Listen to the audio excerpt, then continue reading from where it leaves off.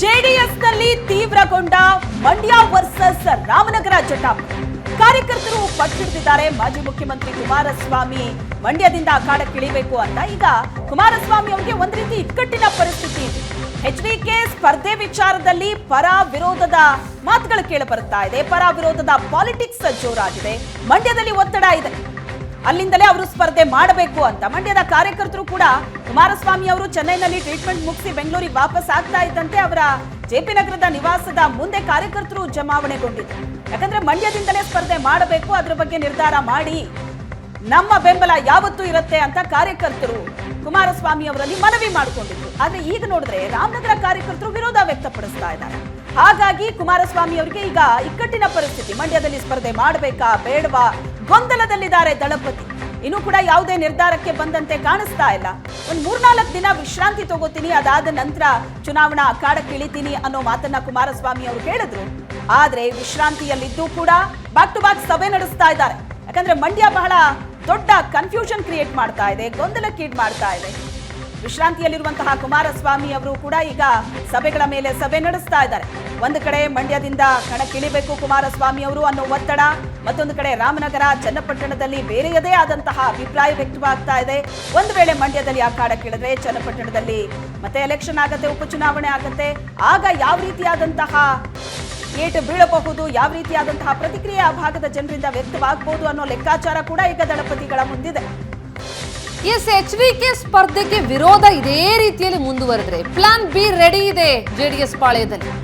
ಮಂಡ್ಯದಿಂದ ಅಪ್ಪನ ಬದಲು ಮಗ ಕಣಕ್ಕಿಳಿಯೋ ಸಾಧ್ಯತೆ. ನಿಖಿಲ್ ಅವರನ್ನ ಕಣಕ್ಕಿಳಿಸಿ ಕಾರ್ಯಕರ್ತರನ್ನ ಸಮಾಧಾನ ಪಡಿಸುವಂತಹ ಪ್ಲಾನ್ ಬಿ ರೆಡಿ ಆಗ್ತಾ ಇದೆ. ಬಿಜೆಪಿ ಕುಮಾರಸ್ವಾಮಿ ಅವರಿಗೆ ಕಣಕ್ಕಿಳಿರಿ ಅಂತ ಹೇಳ್ತಾ ಇದೆ. ಆದ್ರೆ ಕುಮಾರಸ್ವಾಮಿ ಅವರು ಕಣಕ್ಕಿಳಿಯೋದಾದ್ರೆ ಅದಕ್ಕೆ ರಾಮನಗರದ ಕಾರ್ಯಕರ್ತರ ವಿರೋಧ ಇದೆ. ಚನ್ನಪಟ್ಟಣ ಒತ್ತಡ ಹಾಕ್ತಾ ಇದೆ, ನಿಲ್ಬೇಡಿ ಅಂತ. ಈಗ ನಿಖಿಲ್ ಸ್ಪರ್ಧೆ ಮಾಡೋದಕ್ಕೆ ಮುಂದಾದ್ರೆ ಅದನ್ನ ಒಪ್ಕೊಳ್ಳೋದಕ್ಕೆ ಮಂಡ್ಯ ಜೆಡಿಎಸ್ ರೆಡಿ ಇದೆ.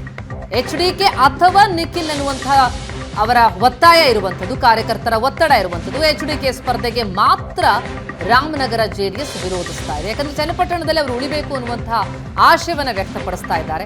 ಇದು ಬಹಳ ಕುತೂಹಲ ಮೂಡಿಸ್ತಾ ಇರುವಂಥದ್ದು. ಕೇಳೋಣ ಏನಾಗ್ತಾ ಇದೆ ಮಂಡ್ಯದಲ್ಲಿ ಅನ್ನೋದನ್ನ ನಮ್ಮ ರಿಪೋರ್ಟರ್ ನಂದನ್ ಈಗ ಸಂಪರ್ಕದಲ್ಲಿದ್ದಾರೆ. ನಂದನ್, ಮಂಡ್ಯ ಆರಂಭದಿಂದಲೂ ಕೂಡ ಬಹಳ ಕುತೂಹಲ ಮೂಡಿಸ್ತಾ ಇರುವಂತಹ ಕ್ಷೇತ್ರ. ಸುಮಲತಾ ಸ್ಪರ್ಧಿಸ್ತಾರಾ ಅಥವಾ ಜೆಡಿಎಸ್ ಬಿಟ್ಕೊಡುತ್ತಾ ಬಿಜೆಪಿ ಅನ್ನೋದ್ರಿಂದ ಆರಂಭ ಆದಂತಹ ಕುತೂಹಲ ಈಗ ಜೆಡಿಎಸ್ ಪಾಲಾದ ಮೇಲೆ ಅಭ್ಯರ್ಥಿ ಯಾರು ಅನ್ನುವಂತಹ ಗೊಂದಲ ಶುರುವಾಗಿರುವಂಥದ್ದು. ಯಾಕೆ ಚನ್ನಪಟ್ಟಣದವ್ರು ಭಾರಿ ಒತ್ತಡ ಹಾಕ್ತಾ ಇರುವಂತೆ ಕಂಡು ಬರ್ತಾ ಇದೆ. ಹಾಗಿದ್ರೆ ಎಚ್ಡಿಕೆ ಅಲ್ಲಿ ನಿಲ್ಲಲ್ವಾ? ನಿಖಿಲ್ ಅವರನ್ನ ನಿಲ್ಲಿಸುವಂತ ಪ್ರಯತ್ನಗಳಾಗ್ತಾ ಇದೆಯಾ? ಏನ್ ನಡೀತಾ ಇದೆ? ಪ್ರತಿಮಾ, ನೀವು ಹೇಳಿದಾಗೆ ಮಂಡ್ಯ ಮೈತ್ರಿ ಅಭ್ಯರ್ಥಿ ವಿಚಾರದಲ್ಲಿ ಭಾಳಷ್ಟು ಕುತೂಹಲವನ್ನು ಮೂಡಿಸಿತ್ತು. ಸುಮಲತಾ ಅಭ್ಯರ್ಥಿ ಆಗ್ತಾರಾ ಅಥವಾ JDSಗೆ ಮಂಡ್ಯ ಕ್ಷೇತ್ರ ಸಿಗುತ್ತಾ ಅನ್ನುವಂಥದ್ದು ಈಗ ಅದಕ್ಕೊಂದು ಸ್ಪಷ್ಟತೆ ಸಿಗ್ತಾ ಇದೆ. ಮಂಡ್ಯ ಕ್ಷೇತ್ರ JDS ಪಾಲಾಗಿದೆ. ಅಭ್ಯರ್ಥಿ ಇವತ್ತು ಘೋಷಣೆ ಆಗುವಂಥ ಸಾಧ್ಯತೆಗಳು ಕೂಡ ಇರತಕ್ಕಂಥದ್ದು. ಆದರೆ ಅಭ್ಯರ್ಥಿ ಘೋಷಣೆ ಇದೀಗ JDSನ ನಾಯಕರುಗಳಿಗೆ ತಲೆನೋವಾಗಿ ಪರಿಣಮಿಸಿದೆ ಅಂತಲೇ ಹೇಳಿದ್ರೆ ತಪ್ಪಾಗಲಿಕ್ಕಿಲ್ಲ. ಯಾಕಂತ ಹೇಳಿದ್ರೆ ಕುಮಾರಸ್ವಾಮಿ ಸ್ಪರ್ಧೆ ಬಹುತೇಕ ಖಚಿತ ಅಂತಲೇ ಹೇಳಲಾಗ್ತಾ ಇದೆ. ಈ ನಡುವೆ ರಾಮನಗರದಲ್ಲಿ ಸಾಕಷ್ಟು ವಿರೋಧ ಕೂಡ ವ್ಯಕ್ತ ಆಗ್ತಾ ಇರ್ತಕ್ಕಂಥದ್ದು. ಯಾಕಂತ ಹೇಳಿದ್ರೆ ಮಂಡ್ಯದ JDS ಕಾರ್ಯಕರ್ತರು ಕುಮಾರಸ್ವಾಮಿ ಸ್ಪರ್ಧೆ ಮಾಡಬೇಕು ಅನ್ನುವಂಥ ಒತ್ತಡವನ್ನು ಹಾಕ್ತಾ ಇದ್ದಾರೆ. ಕಳೆದ ಬಾರಿ ಮಂಡ್ಯದಲ್ಲಿ ಸಭೆ ನಡೆಸಿದಾಗಲೂ ಕೂಡ ಅದೇ ರೀತಿಯ ಒತ್ತಡವನ್ನು ಹಾಕಿದ್ರು. ಆಗ ನಿಮ್ಮೆಲ್ಲರ ಆಸೆಗೆ ನಿರಾಸೆ ಮಾಡಲ್ಲ ಅನ್ನುವಂಥ ಮಾತನ್ನು ಹೇಳಿ ಕುಮಾರಸ್ವಾಮಿ ಅವರು ಕೂಡ ಹೊರಟಿದ್ರು. ನೆನ್ನೆ ಚಿಕಿತ್ಸೆ ಪಡೆದು ಅವರ ಬೆಂಗಳೂರು ನಿವಾಸಕ್ಕೆ ವಾಪಸ್ಸಾದಂಥ ಸಂದರ್ಭದಲ್ಲೂ ಕೂಡ ಇವತ್ತೇ ನೀವು ಈ ಘೋಷಣೆಯನ್ನು ಮಾಡಬೇಕು, ನೀವು ಮಂಡ್ಯಕ್ಕೆ ಸ್ಪರ್ಧೆಯಾಗಿ ಬರಬೇಕು ಅನ್ನುವಂಥ ಒತ್ತಡವನ್ನು ಕಾರ್ಯಕರ್ತರು ಕೂಡ ಹಾಕಿದ್ರು. ಇವತ್ತು ನಿರ್ಧಾರ ಮಾಡಿ ಘೋಷಣೆ ಮಾಡೋದಾಗಿ ಕುಮಾರಸ್ವಾಮಿ ಅವರು ಕೂಡ ಹೇಳಿದ್ದಾರೆ. ಒಂದು ಕಡೆ ರಾಮನಗರ ಅಂದರೆ ಚನ್ನಪಟ್ಟಣದಿಂದ ಏನು ಶಾಸಕರಾಗಿ ಆಯ್ಕೆಯಾಗಿದ್ದಾರೆ, ರಾಮನಗರದಿಂದ ರಾಮನಗರನ ಬಿಡಬೇಡಿ ಅನ್ನುವಂಥ ಒತ್ತಡವನ್ನು ರಾಮನಗರ JDS ಕಾರ್ಯಕರ್ತರು ಕೂಡ ಆಗ್ತಾ ಇರ್ತಕ್ಕಂಥದ್ದು. ಅಂದರೆ ನಮ್ಮ ನಾಯಕ ನಮ್ಮ ಕ್ಷೇತ್ರದಲ್ಲಿ ಉಳಿಬೇಕು ಅನ್ನುವಂಥದ್ದು ಅವರ ಆಸೆ. ಆದರೆ ಮಂಡ್ಯದಿಂದ ಸ್ಪರ್ಧಿಸಿ ಈ JDSಗೆ ಏನು ಸೋಲಿನ ಸುಳಿಯಲ್ಲಿ JDS ಸಿಕ್ಕಾಕೊಂಡಿದೆ ಅದರಿಂದ ಹೊರತರಬೇಕು ಅನ್ನುವಂಥದ್ದು ಈ ಮಂಡ್ಯ JDS ಕಾರ್ಯಕರ್ತರ ಆಸೆ ಆಗಿರ್ತಕ್ಕಂಥದ್ದು. ಅಂದರೆ ಈ ಪರ ವಿರೋಧದ ಏನು ಚರ್ಚೆ ನಡೀತಾ ಇದೆ ಇದರಿಂದಾಗಿ ಸದ್ಯ ಕುಮಾರಸ್ವಾಮಿ ಅವರು ಕೂಡ ಒಂದು ರೀತಿ ಅಡಕತ್ತಿರೆಯಲ್ಲಿ ಸಿಲುಕಂತೆ ಕಾಣ್ತಾ ಇದ್ದಾರೆ. ಅಂದರೆ ಘೋಷಣೆ ಮಾಡಿದ್ರೆ ಒಂದು ಕಡೆ ವಿರೋಧ ಕಟ್ಕೊಳ್ಬೇಕಾಗತ್ತೆ ಅನ್ನುವಂಥದ್ದು ಕೂಡ ಕುಮಾರಸ್ವಾಮಿ ಅವರಿಗೆ ಗೊತ್ತಿದೆ. ಆ ಕಾರಣಕ್ಕಾಗಿ ಇವತ್ತು ಮಂಡ್ಯ ಮತ್ತು ರಾಮನಗರ JDS ಕಾರ್ಯಕರ್ತರ ಮುಖಂಡರ ಸಭೆಯನ್ನು ನಡೆಸಿ ಅಲ್ಲಿ ಅವರಿಗೆ ಒಂದು ಮಂಡ್ಯದಲ್ಲಿ ಯಾಕೆ ನಾನು ಸ್ಪರ್ಧೆ ಮಾಡಬೇಕು, ಅದರ ಅನಿವಾರ್ಯತೆ ಏನಿದೆ ಅನ್ನುವಂಥದ್ದನ್ನು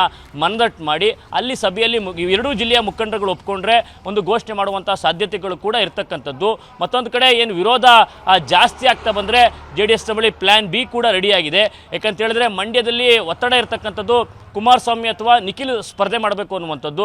ಒಂದು ಕಡೆ ಕುಮಾರಸ್ವಾಮಿ ಸ್ಪರ್ಧೆಗೆ ರಾಮನಗರ JDS ಒಂದು ವಿರೋಧವನ್ನು ವ್ಯಕ್ತಪಡಿಸಿದ್ರೆ ಅಲ್ಲಿ ಪ್ಲ್ಯಾನ್ ಬಿಯನ್ನು ತರುವಂಥದ್ದು. ಆಗ ನಿಖಿಲ್ ಕುಮಾರಸ್ವಾಮಿ ಅವರನ್ನು ಅಭ್ಯರ್ಥಿ ಮಾಡುವಂಥ ಸಾಧ್ಯತೆಗಳು ಕೂಡ ಇರ್ತಕ್ಕಂಥದ್ದು. ಯಾಕಂತ ಹೇಳಿದ್ರೆ ನಿಖಿಲ್ ಕುಮಾರಸ್ವಾಮಿ ಸ್ಪರ್ಧೆಗೆ ಮಂಡ್ಯದಲ್ಲಿ JDS ಅಲ್ಲಿ ಯಾವುದೇ ರೀತಿಯ ವಿರೋಧಗಳಿಲ್ಲ. ಅವರಾದರೂ ಸರಿ ಇವರಾದರೂ ಸರಿ ಸ್ಪರ್ಧೆಗೆ ಬನ್ನಿ ಅನ್ನುವಂಥ ಆಹ್ವಾನವನ್ನು ಕೂಡ ಇಟ್ಟಿರ್ತಕ್ಕಂಥದ್ದು. ಆ ಕಾರಣಕ್ಕಾಗಿ ಇವತ್ತು ಏನು ಸಭೆ ಆಗುತ್ತೆ ಅಲ್ಲಿ ಇಲ್ಲಿನ ಪರಿಸ್ಥಿತಿಗಳು ಅನಿವಾರ್ಯತೆಗಳ ಬಗ್ಗೆ ಚರ್ಚೆ ಆಗುತ್ತೆ.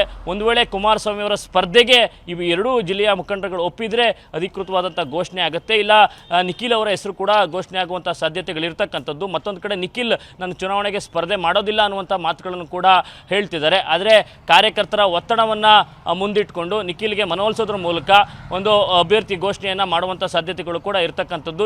ಅಂತಿಮವಾಗಿ ಇವತ್ತು ಮೈತ್ರಿ ಅಭ್ಯರ್ಥಿಯ ಹೆಸರು ಘೋಷಣೆ ಆಗುವಂಥ ಬಹುತೇಕ ಸಾಧ್ಯತೆಗಳು ಕೂಡ ಇರ್ತಕ್ಕಂಥದ್ದು. ಪ್ರತಿಮಾ, ಎಸ್ ಸರ್.